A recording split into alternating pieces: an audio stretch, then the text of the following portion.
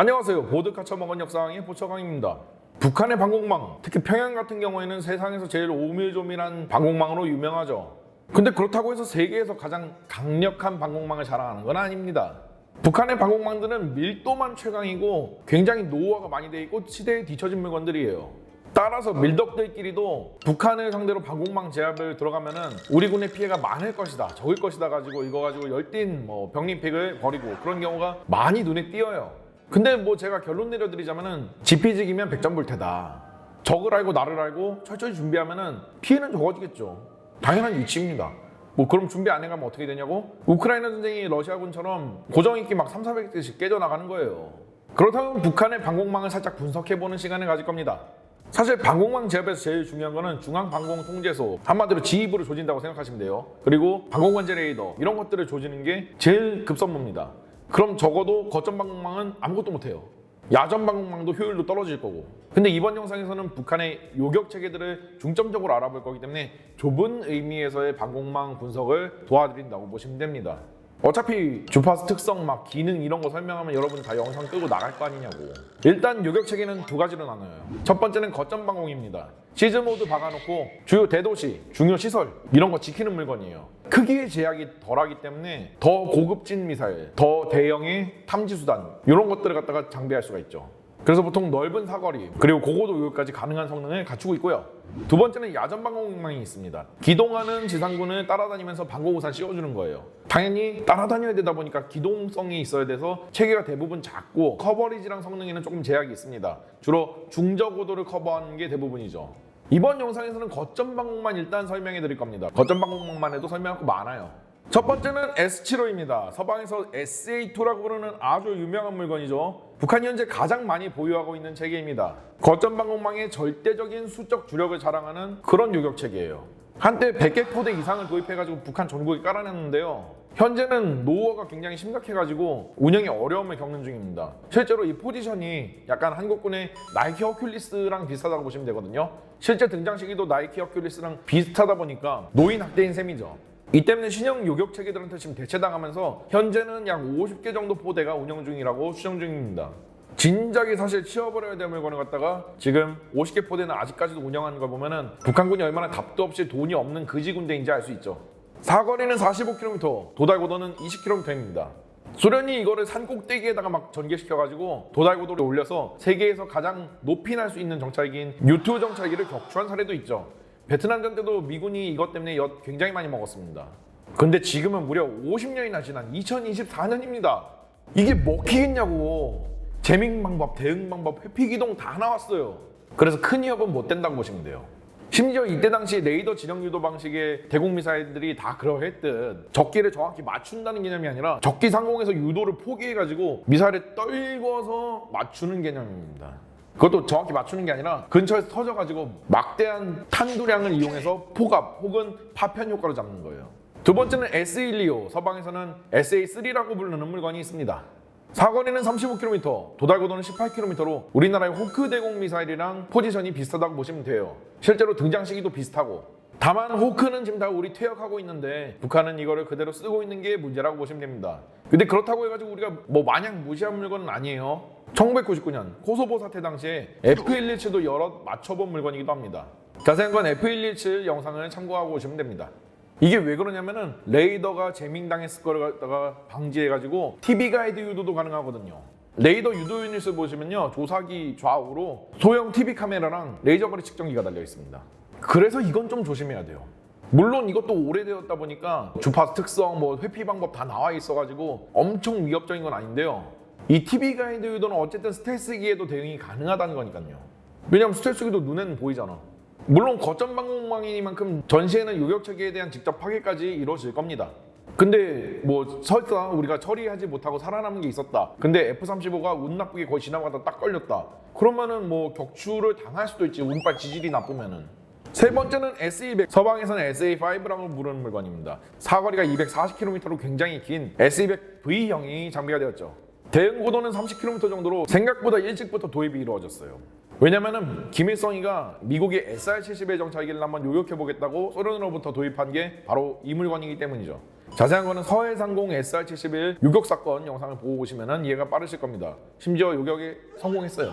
그래서 미사일 자체 성능은 좀 좋은데 문제는 이게 액체 추진식 방식이다 보니까 연료 자체의 부식성이 좀 문제가 있어가지고 오래 관리하면서 쓰기에는 단점이 좀 많아요. 북한의 김정은도 어떻게 S-200을 활용할 방법이 없나 생각하다가 발견한 게 우크라이나 전쟁이었죠. 우크라이나 전쟁에서 우크라이나군이 S-200 미사일을 갖다가 우리나라가 옛날에 나이키 허큘리스 미사일 지대지 용도로 쓰던 것처럼 러시아군한테 날려댔거든요. 그래서 지금 현재 실제로 북한군도 저번에 S-200을 갖다가 지대지 용도로 사용하는 실험을 한 게 한미연합당국에 포착이 되었죠. 그래서 그런 식으로 사용하려고 하나 봅니다. 참고로 S-200 같은 경우에는 탄두 중량이 500파운드급은 되기 때문에 위력 자체는 전륜해요. 네 번째는 드디어 신형인 번개 5호입니다. 사거리는 150km, 최대 도달 고도는 30km로 추정 중이죠. 콜드런치식으로 발사가 되는 식이고 수직 발사관에서 운영이 됩니다. 그리고 기동화된 트럭에서 운영되는 중이죠.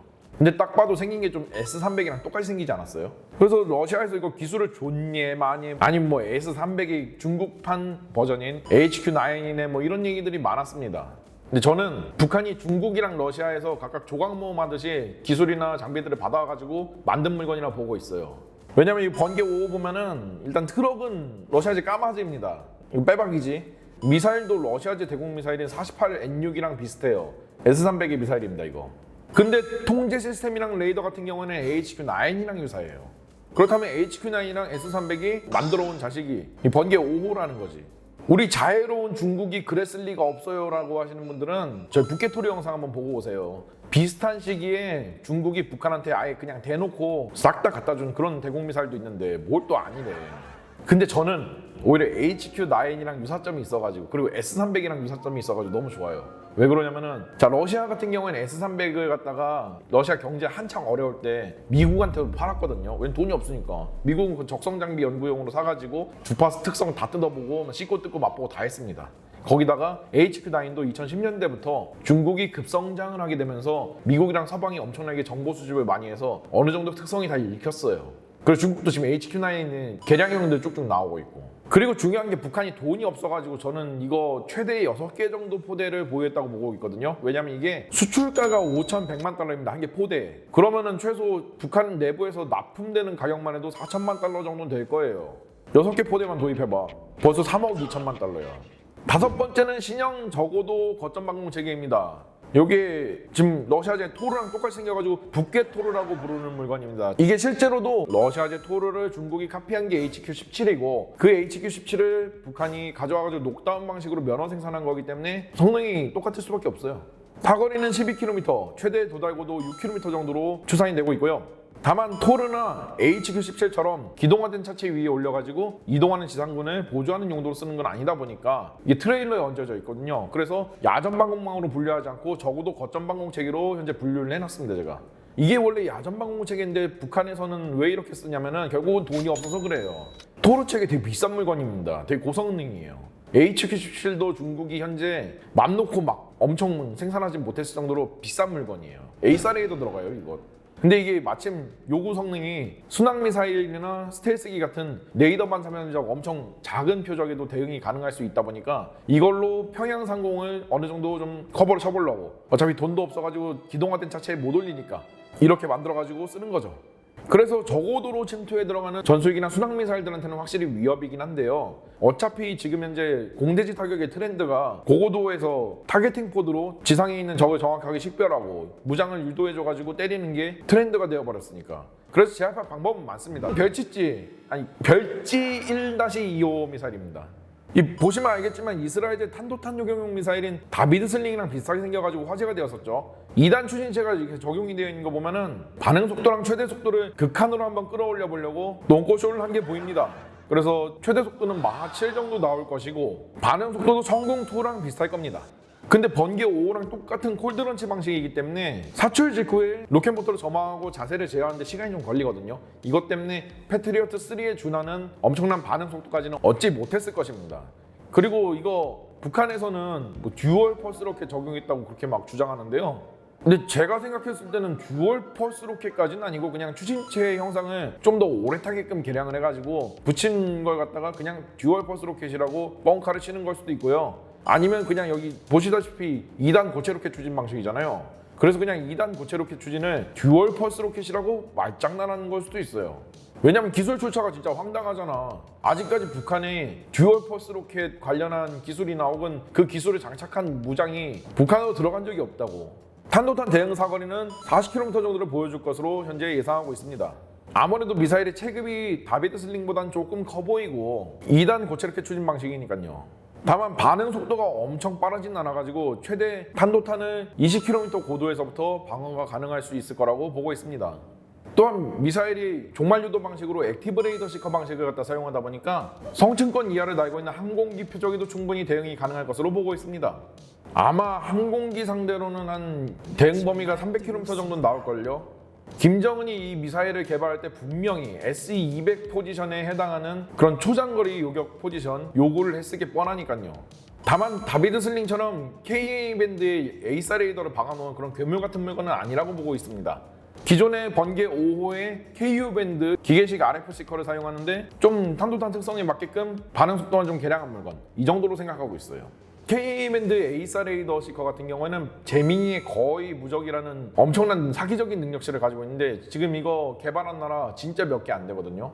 그리고 여기 북한의 방위산업 전시회 때 출품된 별짓지 보면은 미사일맨 앞에 꼭다리, 즉 레이더미 좀 매끈하죠. 다비드 슬링은 전자광학 시커 그리고 열영상 시커도 탑재했습니다. 그래서 다중 시커이기 때문에 그만큼 정확도도 높고 진짜 탄도탄이랑 디코이랑 구분하기도 쉽습니다. 하지만 별짓지 미사일은 그냥 RF 시커 올리기 때문에 그런 기능은 없죠. 그래서 탄도탄 유격 성능만 따지면은 그냥 천공2에 비해서 좀 낮다라고 보시면 됩니다. 항공기 유격 성능은 SM의 AAM 버전보다 약간 처지는 정도라고 보시면 되고요. 상당히 위협적인 미사일이라고 보면 되는데요. 사실 이게 이제서야 양상이 시작됐잖아요. 그리고 북한이 뭐 돈이 많아. 현재는 극소량 배치되었을 것으로 판단되고 있습니다.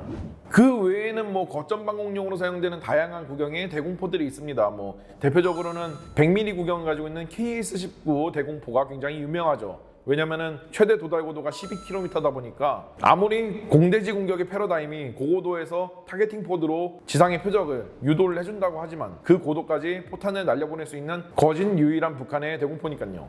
그래서 뭐 이게 엄청 위협적이라는 그런 주장이 20년 넘게 물덕들 사이에서 돌고 있는 중입니다. 아니 이분들은 뭐 1940년대에 살다 오셨어? 우리 전쟁 요이 땅 하자마자 뭐 할 거예요? 북한의 중요 시설들, 관공관제 레이더들, 발전소 다 그냥 우르르 쾅쾅 해버릴 거 아니야. 이런 구식 거점 방공용 대공포들 중앙방공망 마비되고 방공관제 레이더 없으면 아무것도 못한다는 거 34년 전에 걸프전에서 이미 증명됐잖아요. 이라크군이 연합군한테 순항미사일 막 이런 거 두들겨 맞고 나서 발전소랑 방공관제 레이더 다 날아가다 보니까 그 수많은 거점 방공용 대공포들 아무것도 못했습니다. 이런 대공포들 자체 탐색 수단 없잖아요. 방공 레이더들이 탐지한 표적 정보들을 갖다가 지휘소에서 이쪽 방향에서 적기가 날아올 거니까 미리 대기하고 있어라 이런 식으로 전투를 준비를 해야 됩니다. 그렇다고 해서 쏴도 이거 맞을 가능성이 높은 것도 아니에요. H상처의 중요 거점 방공용 대공포들은요 적기를 격추하려고 쏘는 게 아니라 그 중요한 시설 상공에 화망 박스를 구성하는 식으로 적기를 상대합니다. 이게 뭘 의미하는 거냐면은 너 이거 진짜 여기 와가지고 운 나쁘면은 맞아서 격추될 수도 있어 오지 마 하는 거예요. 접근 거부입니다. 그럼 레이더건 발전소건 다 날아가면은 그 표적 정보 어디서 얻을 수 있어요? 그리고 설사 평시라고 해도 이런 구식 거점 방공 대공포들이 뭔가를 해줄 수 있을 거라는 저는 기대가 전혀 안 돼요.